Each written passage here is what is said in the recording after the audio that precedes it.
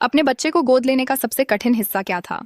कागजी कार्यवाही या इंतजार नहीं, बल्कि यह था कि हम अपनी बेटी को पिछले 5 पालक परिवारों की तरह नहीं छोड़ेंगे। जब हम पहली बार एम्मा से मिले, वह 7 साल की थी और विजिटेशन रूम के कोने में बैठी रंग बिरंगे पत्थरों को व्यवस्थित करती थी। सामाजिक कार्यकर्ता ने फुसफुसाया कि वह पत्थरों को हर जगह ले जाती है, हर घर से एक। मैं थोड़ी दूरी पर खड़ा होकर उसकी संग्रह के बारे में पूछा। उसने पीछे हट गई। मेरे पति दरवाजे पास रहे, उसे जगह की आवश्यकता समझते हुए। फाइल में लिखा था कि वह 3 साल से सिस्टम में है, 4 साल में 5 घरों के बीच बाउंस कर रही थी। पहले महीने के विजिट में वह मुश्किल से बोलती थी, सवालों के जवाब 1 या 2 शब्दों में देती थी, लेकिन कभी जानकारी साझा नहीं करती। सामाजिक कार्यकर्ता ने इसे प्रगति बताया, अन्य परिवारों से बिल्कुल नहीं बोलती। वह अपने बैग को सीने पर थामे घर में घूमती थी। जब हमने उसे उसका बेडरूम दिखाया, जिसे हमने हफ्तों तक रंगा और सजाया था, उसने बस सिर हिलाया और पूछा, मैं यहाँ कितने दिन रह सकती हूँ? मेरा दिल टूट गया। पहली रात मैंने उसे बिस्तर के बगल फर्श पर सोते पाया। पूछने पर उसने फुसफुसाकर कहा, जाने पर सामान पैक करें। पति और मैं हॉलवे में रो पड़े, न सोचते कि वह सुन ले।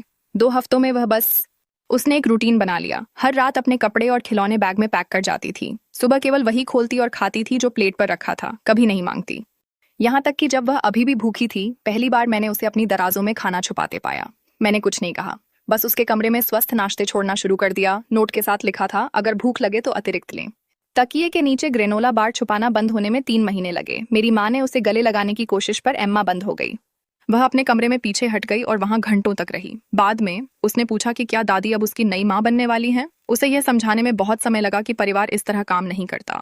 6 महीने बाद उसे फ्लू हो गया। 102 DGF बुखार के बावजूद उसने स्कूल जाने पर जोर दिया। उसने बिना झिझक कहा, अगर मैं बहुत बीमार हूं तो लोग मुझसे नहीं चाहेंगे, जबकि वह मुश्किल से खड़ी हो पाई। मैंने उसे उल्टी करते पकड़ा। बीमार होना कोई परेशानी नहीं। सबसे बुरा पल आया जब उसने हमारे क्रीम सोफे पर रस गिरा। उसका चेहरा डर से सफेद हो गया। प्रतिक्रिया देने पहले उसने अपना बैग पकड़ा और दरवाजे पास खड़ी होकर वापसी का इंतजार किया। मेरे पति ने घुटने टेककर इसे साफ दिखाया, पर उसने विश्वास नहीं किया। हमारी पहली क्रिसमस में वह उपहारों से भ्रमित थी। उसने सावधानी से हर एक खोला, मानो कोई ट्रिक हो। जब उसे एहसास हुआ कि उपहार उसके लिए हैं, तो उसने अपनी खुशी छुपाने की कोशिश की। उस रात मैंने उसे बेडरूम फर्श पर सोते पाया, अनपैकेज्ड उपहारों से घिरी, जैसे उनकी सुरक्षा कर रही हो। 10 महीने बाद उसने रात में दराज में कपड़े छोड़ना शुरू कर दिया। उसने रात के खाने में सेकंड और छोटे छोटे चीजें मांगी। प्रगति तब हुई जब उसने स्कूल में एक अन्य लड़की से बहस की। दंड या भेजे जाने की अपेक्षा के बजाय हमने चर्चा की और उसे माफी के नोट लिखने में मदद की। जब उसने पहली बार अपने बिस्तर में सोया, दत्तक ग्रहण के 1 साल पूरे होने पर उसने हमें 3 चमकीले पत्थर दिए। इसका मतलब था कि हम साथ रहेंगे, उसने अलमारी पर रखकर कहा। मेरे पति आंसू रोक नहीं सके। पिछले सप्ताह जब मैंने गृह कार्य पर गुस्सा जताया, उन्होंने चुपचाप बैग पैक किया। यह दिल तोड़ता है। पुराना डर लौट रहा है, लेकिन अब हम उसे आश्वस्त करते हैं। प्रगति रैखिक नहीं। कल उसने लिविंग रूम में अपना बैकपैक खुला छोड़ा था।